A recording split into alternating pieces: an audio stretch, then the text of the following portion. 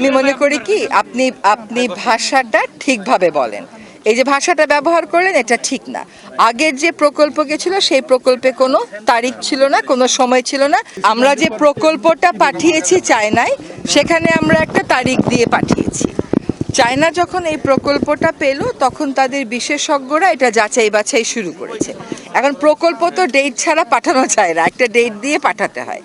এই যে যাচাই বাছাইটা হচ্ছে, আপনারা একটু আগে রাষ্ট্রদূত মহোদয়কে বলতে শুনেছেন যে এটা আমরা খুব ভালোভাবে যাচাই বাছাই করছি, যাতে করে এটা মানুষের এত বেশি প্রত্যাশার একটা প্রকল্প, এখানে কোনো ভুল না থাকে এবং আমরা সম্পূর্ণ সঠিকভাবে কাজটা করতে পারি।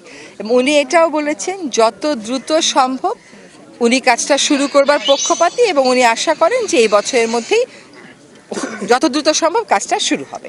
তারিখ আর বলছি না, বছরের ব্যাপারে গেল বছর, কিন্তু আপনি তো বলেছিলেন আগে জানুয়ারি থেকে শুরু হবে, কিন্তু আমাদের যেটা জানার ইচ্ছা এই সরকারের সময়ে এটি শুরু হবে কি না, এটা আসলে সবাই না। প্রথম কথা হচ্ছে যে এটা যাচাই বাছাই প্রক্রিয়াটা শেষ না হওয়া পর্যন্ত এটা শুরু করা যাচ্ছে না। ফলে এটা হয়তো জানুয়ারির মধ্যে শুরু হচ্ছে না, কিন্তু কোনোভাবেই হতাশা ছড়ানো যাবে না।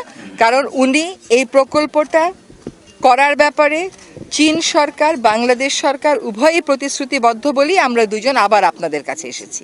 হ্যাঁ, এবং এই কথাগুলো আবার বলতে এসেছি যে এই প্রকল্পটা হবে এবং এইটার সপক্ষে রাজনৈতিক দলগুলোকেও আপনারা দেখেছেন, নির্বাচনে যারা যাচ্ছেন তারা বলেছেন যে তাদের রাজনৈতিক যে ম্যানিফেস্টো এটা তাদের পার্ট।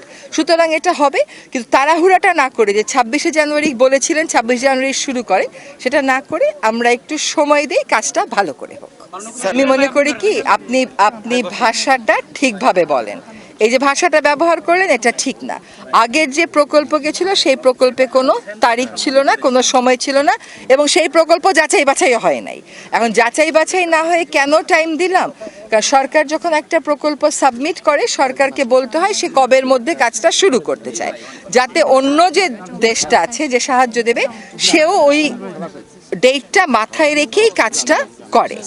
কিন্তু এখন দেখা যাচ্ছে যে প্রকল্পটা অনেক বেশি জটিল হওয়ার কারণে তিনটা জিনিস এখানে দেখতে হবে: বন্যা নিয়ন্ত্রণ, নদী ভাঙন রোধ, একই সাথে সেচ দেওয়া। ফলে এইটা ফুল প্রুফ করার জন্য ওনারা একটু সময় নিচ্ছে। আরেকটা কথা বলি, যে অন্যান্য বারের থেকে এবারে ডিফারেন্ট কেন জানেন? এবারে আমরা বিস্তারিত কাজ করেছি। আমরা আপনাদের পর্যায়ে গণশুনানি করেছি, আমরা জাতীয় পর্যায়ে বিশেষজ্ঞদের মতামত নিয়েছি, তারপরে এটা চীন দেশে 5 জেলাতে, তারপরে এটা চীন দেশে পাঠানো হয়েছে এবং তারা এটা ফার্দার যাচাই বাছাই করছে। হ্যাঁ, আর চীন দেশের সাথে বাংলাদেশের সম্পর্কটা বন্ধুত্বপূর্ণ। বাংলাদেশের পররাষ্ট্রনীতির মূলটাই হচ্ছে যে সকলের সাথে বন্ধুত্ব। চীন যেহেতু আমাদের খুব দূরবর্তী প্রতিবেশী না, সেজন্য চীনের সাথেও আমাদের সম্পর্কটা ঘনিষ্ঠ। আর চীনের সাথেও কিন্তু আমরা নদী শেয়ার করি। হ্যাঁ, আমাদের একটা নদীর কিন্তু উৎপত্তি চীনের ওখান থেকে হয়েছে। এই সময় আপনারা দেখতে পাচ্ছেন যে একটা বড় হাসপাতাল করার জন্য তারা এগিয়ে এসছে।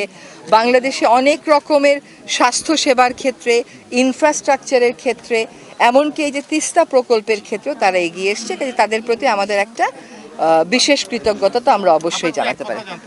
ভবিষ্যৎটা খুবই উজ্জ্বল, কারণ যেখানে কাজ তারা করছেন তারা তো আর ফেলে রাখেননি, কাজ আমরাও করেছি, রাজনৈতিক দলগুলো তাদের অঙ্গীকারে রেখেছে। কাজে এই ভবিষ্যৎ, আমি আবারও আপনাদেরকে বলছি, হতাশা ছড়িয়েন না। আপনাদের এই যে ভাষা ব্যবহার করে প্রশ্ন করা, এটা কিন্তু হতাশা হওয়ার হয়তো কারণ আছে, কিন্তু আপনি যদি হতাশ হয়ে যান আপনার লাভটা কি? হতাশা ছড়িয়ে হতাশ হয়ে লাভ নেই তো কোনো, বরং আশার, একজন রাষ্ট্রদূত এসছেন, আমি এসছি, নিশ্চয়ই এখানে আসার বড় বেশি জায়গা আছে বলেই আমরা এসেছি।